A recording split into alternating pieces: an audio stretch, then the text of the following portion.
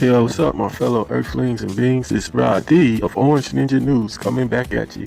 Okay, first I want to start to talk about that Clemson game. It was Clemson, the number one team versus Notre Dame, was sitting at number four, and everybody thought it was going to be a sheer win with Clemson for the win, and it ended up not going that way.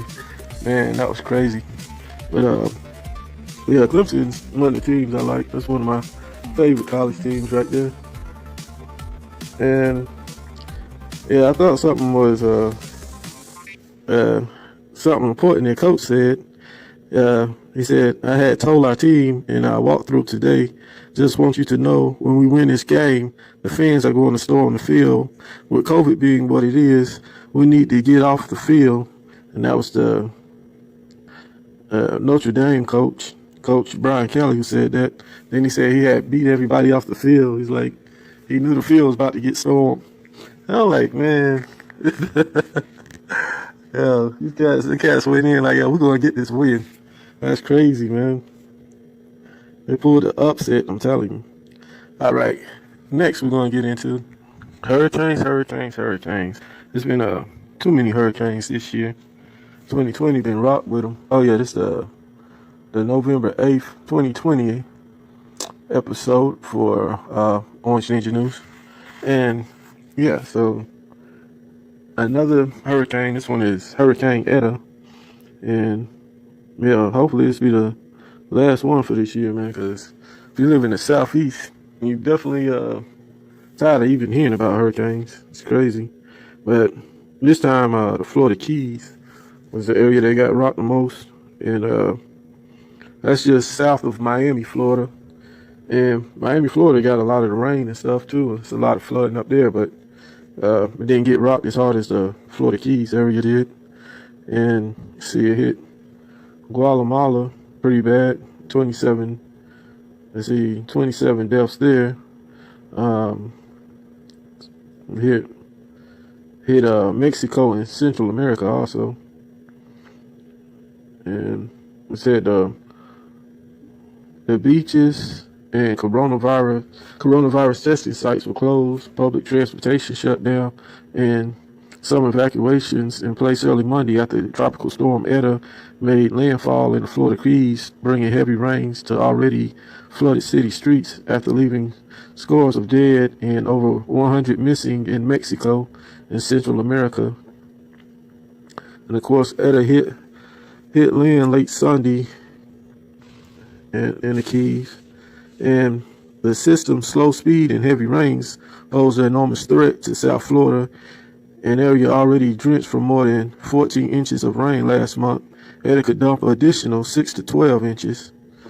So, yeah, it's flooding pretty bad over there, and that'll be in the Miami area, and then, like I say, the Florida Keys area is what really got hit hard. And it had the normal problems that come with flooding, where you have people trying to drive through and the car stall out, and then the person gets swept away or something in the water. And that's why they say if it's a flooded road, just stay out of there. Don't go into the water, because even if you think you can make it, yeah, a vehicle could still end up getting swept away. So you never supposed to drive through heavy water like that. And it had maximum sustained winds of 65 miles per hour on Monday morning, and was centered about 45 miles northwest of Key West, Florida, and 65 miles south of Naples. And it was expected to move out into the southeastern Gulf of Mexico and intensify into a hurricane late Monday or Tuesday. In the Florida Keys, the mayor ordered mandatory evacuations of mobile home parks, campgrounds, and RV parks. Several school districts was closed also. But yeah, for mobile homes, you know, they're easy to sustain real bad wind damage and get knocked over and stuff like that. So they always tell you, if you stay in a mobile home, you need to seek shelter. Go ahead and evacuate before the storm even reach. But yeah, man, that's messed up. That's Hurricane Eta, and hopefully that'll be the last hurricane for this year, man, because we definitely had enough. Too many to name, actually, for 1 year.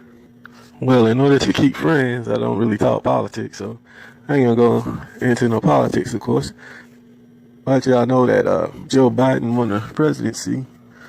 So, I mean, his vice president, Kamala Harris, would be the first female vice president. We never had a female vice president before. I never even thought about that until they started saying that. Like, yeah, this is the first female vice president. It's like, okay.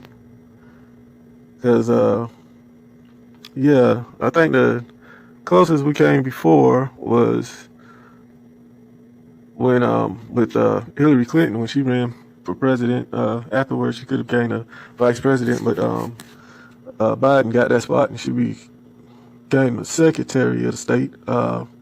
Yeah, so I didn't even think about that. I was like, yeah, that is true. She's the first female vice president. Yeah. So I don't talk politics, so let's go on to the next subject. I'm wondering if we're going to have another virus shutdown because I see that London did another shutdown due to the coronavirus, and there's a story here. I'm looking at Sri Lanka. That's over in Asia. Sri Lanka to strictly enforce virus regulations. It says Sri Lanka police will strictly enforce mask and social distancing requirements and punish violators start Monday as other antivirus measures are eased to reduce the economic pain.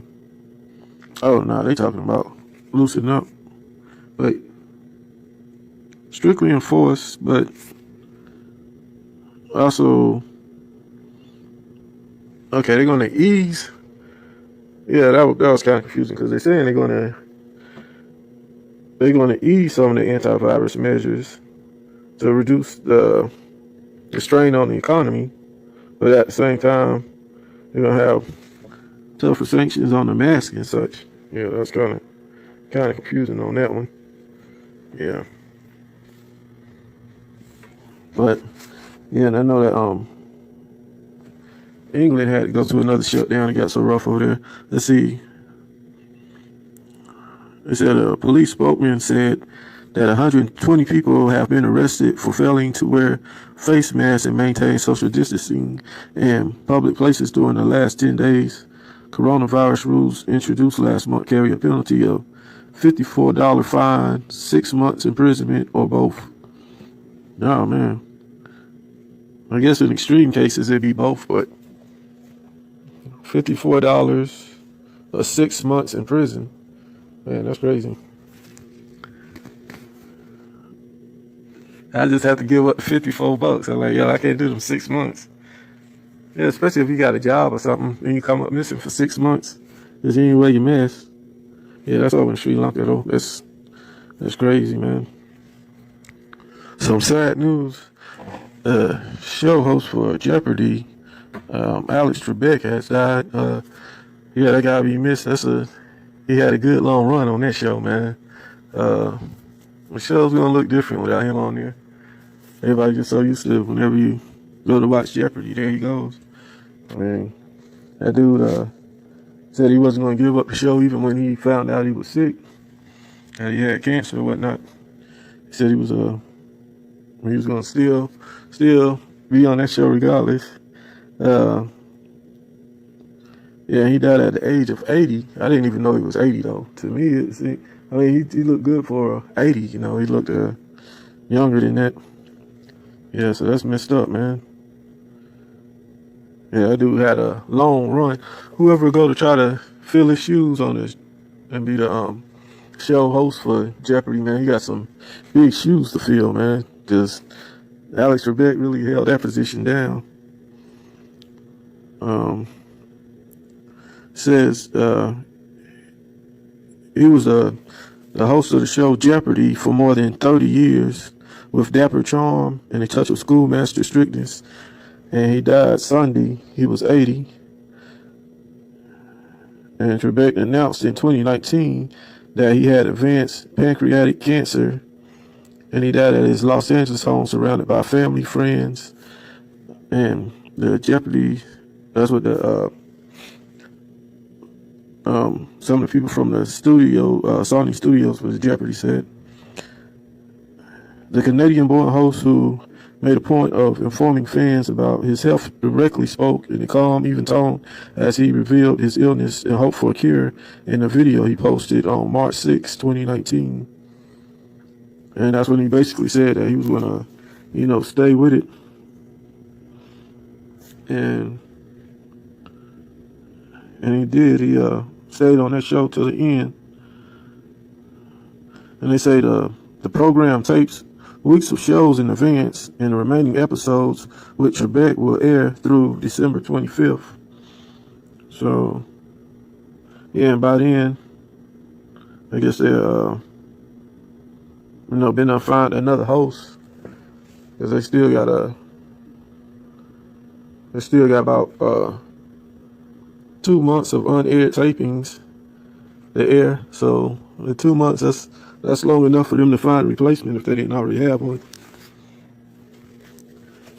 It says Alex wasn't just the best ever at what he did. He was also a lovely and deeply decent man, and I'm grateful for every minute I got to spend with him.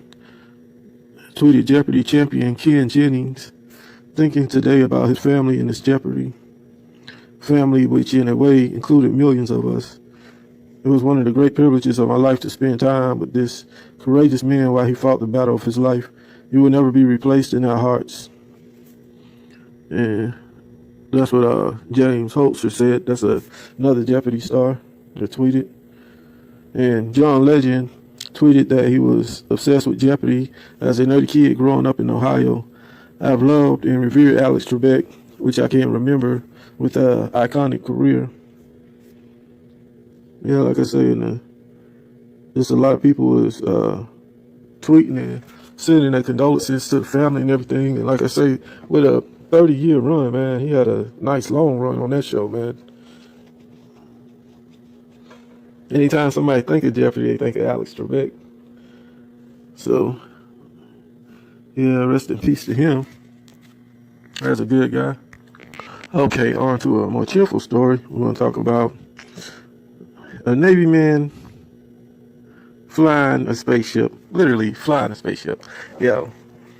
I used to be in the Navy, so yeah, it was always good when I hear one of my Navy bros doing something big. We had a lot of pilots on the aircraft carriers. The Navy got some of the finest pilots, and whenever we have stuff like the space programs and stuff, they use a lot of naval pilots. So real interesting story to me, and I think it will be to you, because it's got to do with a lot of what's going on now with our space program, which NASA hasn't been sending any rockets up for a while, and they've gone to the private sector as far as getting the astronauts into space, and the top company doing it here in the U.S. is SpaceX, and the story says astronauts arrive at launch site for the second SpaceX crew flight. So, over in Cape Canaveral, Florida, four astronauts arrived at the Kennedy Space Center on Sunday for SpaceX's second crew launch coming up next weekend. For NASA, it marks a long-awaited start of regular crew rotations at the International Space Station, with private companies providing the lifts.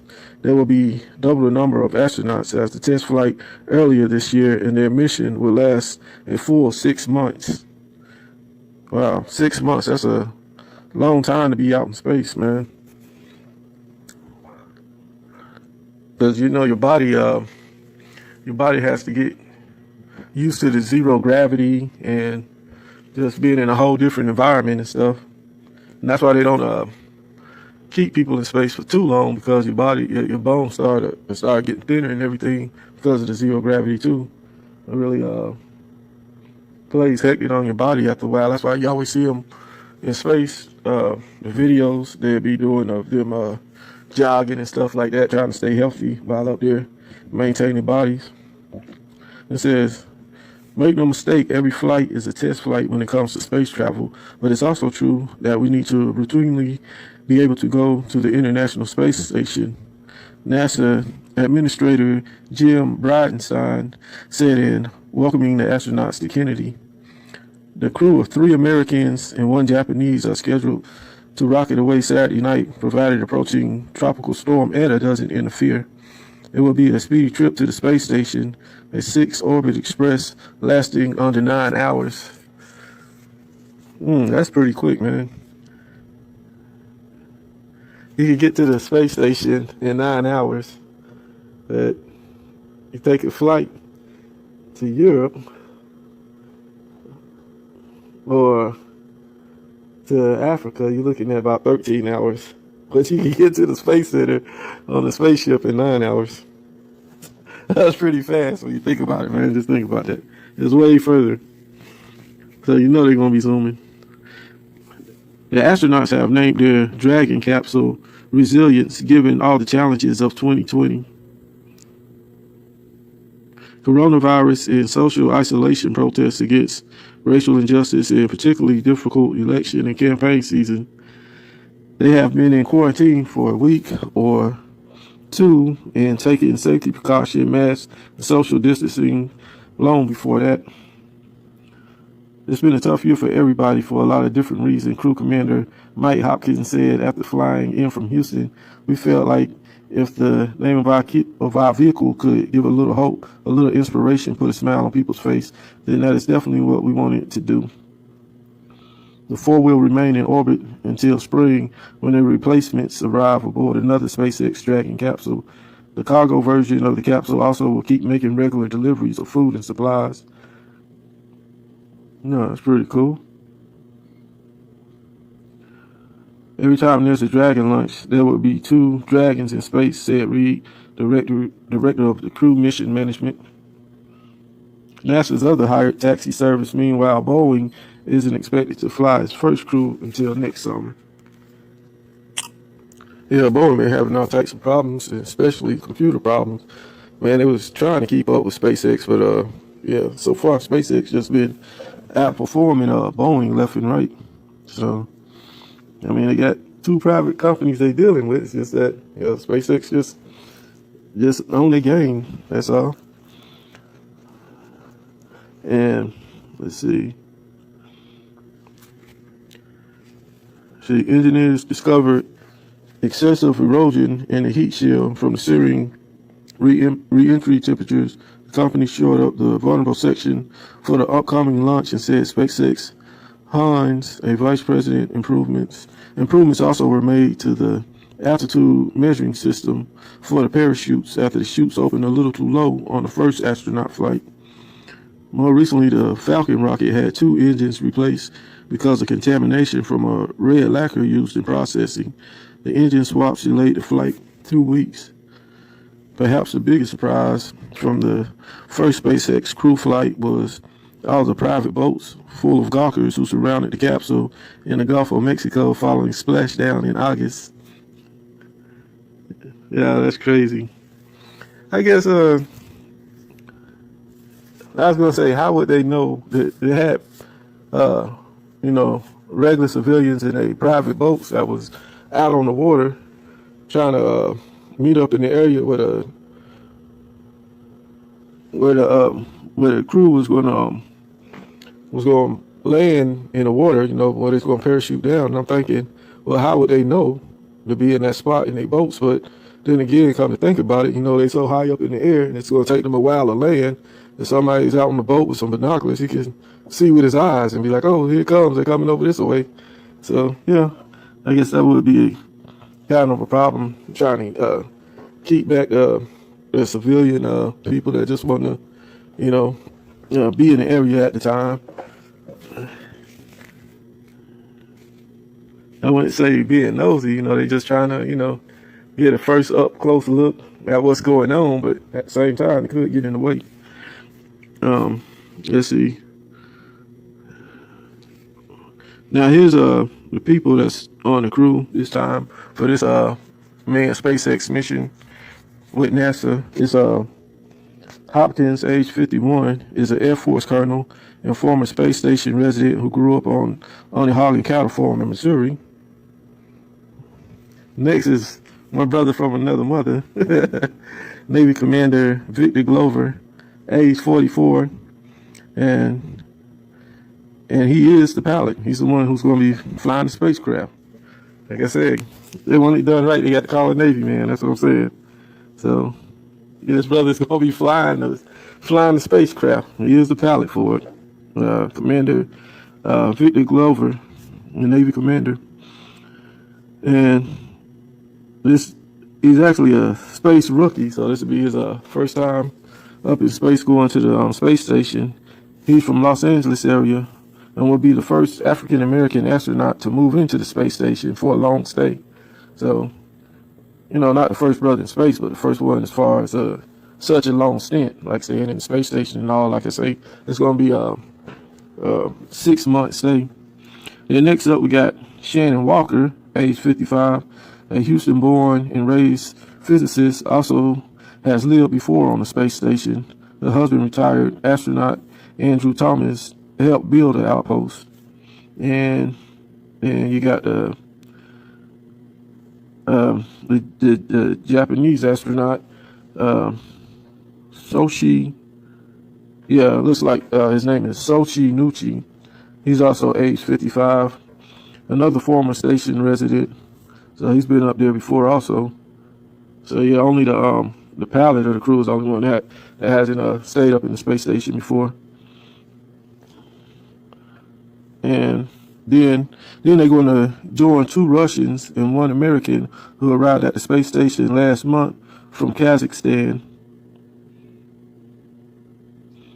Hopkins and his crew will ride to the launch pad and Tesla's SpaceX founder Elon Musk's other company in spacesuits color coordinated with the spacecraft. But beneath all the good look is lots of amazing capability, according to Glover. It's a very sleek capsule, but it's got the advantage of having great leaps in technology since the last time we built spacecraft here in the country, Walker said in a recent interview with the Associated Press. Yeah, that's good. So SpaceX is doing big things. That's one of the billionaire Elon Musk. That's one of his companies, and yeah, and you have to remember Elon Musk is also the guy who's talking about having settlements on Mars. So he's really into it, man. I said, and when he first started talking about getting into the space race, and it's time for the private companies to start doing stuff in space. Everybody's like, yeah, Elon Musk trying to do too much, but yeah, his SpaceX thing, man, I'm telling you, he's doing it. Okay. Yeah, for the last story for today is we're gonna land on my other home, Puerto Rico. Yeah, it seems like they're having delays in their vote count over there too. Also, says Puerto Rico's government blames the delay in the results on the more than 220,000 absentee and early votes it has received. So, but yeah. But the voting's over. It's just, just like how over here on the mainland, it was like a little delay. And let's see, you got the 2 main political parties over there. You have the New Progressive Party, and you got the Citizen Victory Movement. And the Citizen Victory Movement is actually a new party that has especially widespread support among the young Puerto Ricans, many of whom organized last year's massive protests. So they grew pretty quick with that movement right there. But yeah, so that's what's going on. That's what's in the news. It's been another one. And with that, I have to say, as I usually say about this time, y'all be blessed and peace.